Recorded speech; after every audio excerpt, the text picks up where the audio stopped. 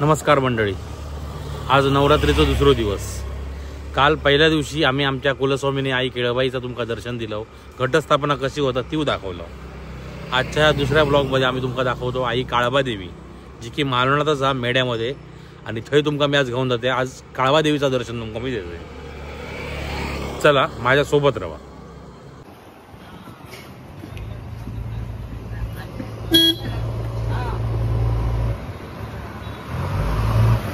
आम्ही आता वरडा दिलो,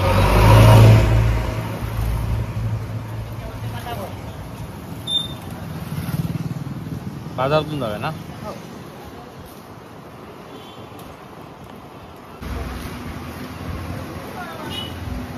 ही हा मालवणची बाजारपेठ।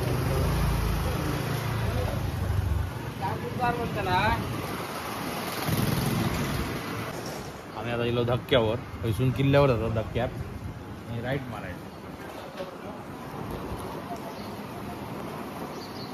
देवण पुढे राहिला, त्याच्या अलीकडचं लेफ्ट टर्न आणि इकडे राईटला भूमी अभिलेखा, ह्यो लेफ्ट टर्न घ्यायचो आणि सरळ काळबा देवीक जायचं।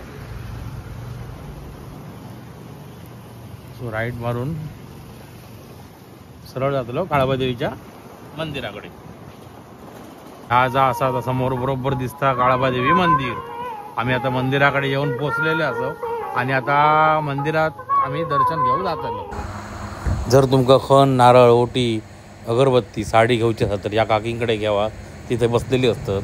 त्यानंतर आम्ही औदुंबराचं दर्शन घेतलं आणि मंदिराच्या दिशेने गेलो। मंदिराच्या बाजूकच मस्तपैकी विहीर मारलेली होती, ही बाहेरून गोल दिसत होती आणि आतून चौकोनी होती आणि पाणी एकदम क्लिअर होतं, शुद्ध होता एकदम।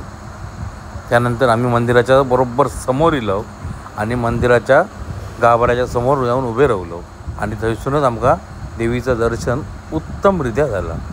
मग आम्ही गाभाऱ्यात प्रवेश केलो तर गाभाऱ्यात ओटी भरण्याचे कार्यक्रम चालू होते।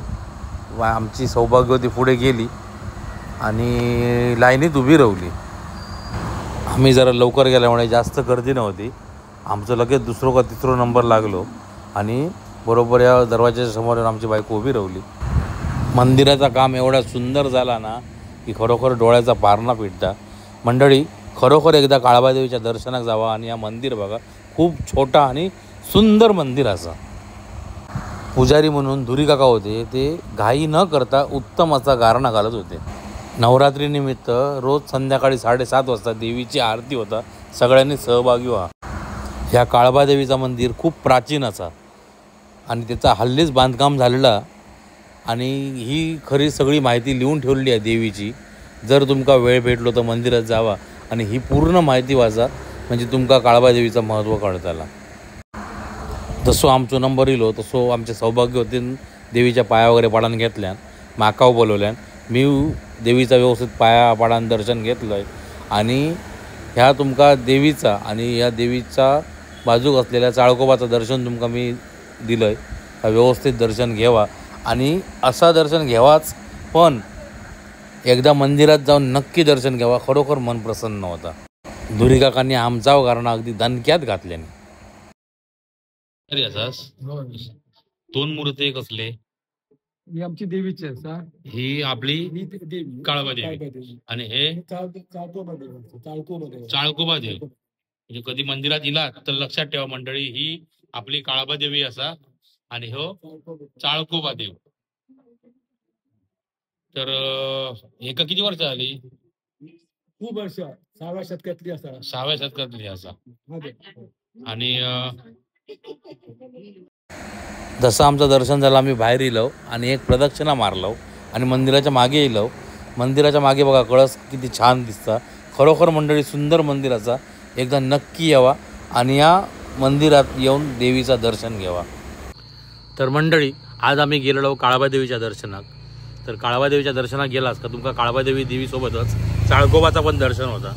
आणि ह्या धुरी कुटुंबाचा खरा मंदिर हा, म्हणजे मानकरी ते आहेत, ॲक्च्युअल ती गाव देवीचा पण मानकरी धुरी आहेत आणि धुरियांची ती कुलस्वामिनी म्हणतात। तर तुमका जर जावता असात तर एस टी स्टँडवरून गेलात तर तुमका रिक्षावालो अवघ्या 50 रुपये की ते 60 रुपयात नेऊन सोडतलो। पिंपळपारवरून गेलात तुम्ही तर वॉकिंग डिस्टन्सला अगदी 5 मिनिटाच्या अंतरावर मंदिर आता आणि दैवत भवनकडून पण 2 मिनिटाच्या अंतरावर मंदिर आहे। जर तुमका जावचं असाल तर नक्की जावा. सुंदर मंदिर आहे आणि वातावरण पण सुंदर आहे आणि देवीचा रूप पण खूप सुंदर आहे. मन प्रसन्न झाला. आणि आजचा जर व्हिडिओ तुमका आवडलो तर लाईक करा, शेअर करा, कमेंट करा. आणि जर चॅनल कोण नवीन असत तर सबस्क्राईब मात्र करू विसरा नको, कारण असेच नवनवीन व्हिडिओ आम्ही तुमच्याकडे घेऊन येतो. धन्यवाद.